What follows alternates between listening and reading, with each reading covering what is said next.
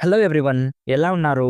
Welcome back. Rabbit trap ఇదొక horror movie guys. రీసెంట్గా Amazon ప్రైమ్లో Telugu ఆడియోలో స్ట్రీమ్ అవుతుంది. డబ్బింగ్ అయితే నిజంగా చాలా బాగా చేశారు గైస్. ఇందులో మెయిన్ లీడ్గా దేవ్ పటేల్ ఉంటాడు. 2 years back the monkey man అని ఒక మూవీతో వచ్చాడు. ఆ మూవీ మన ఛానల్లో నేను చేసిన ఫస్ట్ రివ్యూ. క్రెడిట్స్ అన్ని తీసేస్తే ఈ movie run time just 1 hour 20 minutes ఉంటుంది. చాలా కిస్సింగ్ సీన్స్ ఉన్నాయి. విజువలీ అడల్ట్ కాంటెంట్ కూడా ఉంది. బ్లర్ కూడా చేయలేదు. సో ఫ్యామిలీతో చూసే ధైర్యం అస్సలు చేయకండి. ఒంటరిగా మాత్రమే చూడండి. రన్ అవుట్ అవ్వకండి. డీటెయిల్గా ఈ మూవీ ప్లాట్ అండ్ రివ్యూ చెప్పేస్తాను. అంతకుముందు మీరు మన ఛానల్ని ఫస్ట్ టైం విజిట్ చేస్తుంటే ఒకసారి కాంటెంట్ చెక్ చేయండి. నచ్చితే ప్లీజ్ సబ్స్క్రైబ్ చేసి బెల్ నోటిఫికేషన్స్ కూడా ఆన్లో పెట్టుకోండి. సింపుల్గా ప్లాట్ ఏంటంటే, ఈ మూవీ స్టోరీ 1970s జరుగుతుంది. ఒక వైఫ్ అండ్ హస్బెండ్ స్టోరీ చూపిస్తారు. వాళ్ళిద్దరు కూడా మ్యూజిషియన్స్. వాళ్ళ ఆల్బమ్ని కంప్లీట్ చేయడానికి సిటీ అవుట్స్కర్ట్స్లో ఉండే ఒక ఇంటికి వెళ్తారు. నేచర్ సౌండ్ని రికార్డ్ చేసే ప్రాసెస్లో అనుకోకుండా ఒక సౌండ్ రికార్డ్ చేస్తారు. ఆ సౌండ్ ఎలాంటిదంటే ఇప్పటి వరకు హ్యూమన్స్ ఎప్పుడు వినని సౌండ్. సో ఆ సౌండ్ ఎవరిది, నెక్స్ట్ స్టోరీలో ఏం జరిగింది అనేది బేసిక్గా ఈ మూవీ ప్లాట్. ఫస్ట్లీ కాన్సెప్ట్ అయితే చాలా ఇంట్రెస్టింగ్ అనిపించింది మామ.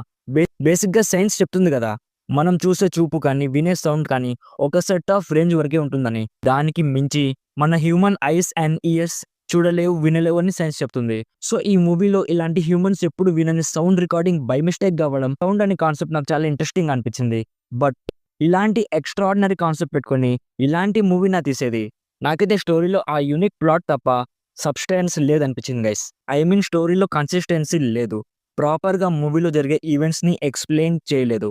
ఇలా ఎందుకు జరుగుతుంది అని అడిగితే, నా సినిమాలో ఇలాగే జరుగుతుంది, నీకెందుకురా అన్నట్టు అనిపించింది. జనరల్గా అన్ని మూవీస్లో ఏదో ఒక పాయింట్ ఉంటుంది కదా, మూవీ ఏదో ఒకటి కన్వే చేయడానికి ట్రై చేస్తుంది. బట్ ఇక్కడ అలాంటిదేమీ లేదు గైస్. మెయిన్ ప్లాట్ యూనిక్గా ఉంది. సినిమాటోగ్రఫీ అండ్ సౌండ్ డిజైనింగ్ ఎక్సలెంట్గా ఉంది. సింపుల్గా చెప్పాలంటే టెక్నికల్లీ మూవీ చాలా బాగుంది. బట్ మెయిన్ ప్లాట్ని డైవర్ట్ చేసే స్క్రీన్ ప్లే అండ్ అక్కడ జరిగే సీన్స్ ఏది కూడా నాకైతే అస్సలు వర్కౌట్ అవ్వలేదు. Actors performances, music and production values ఇవన్నీ కూడా చాలా బాగున్నాయి.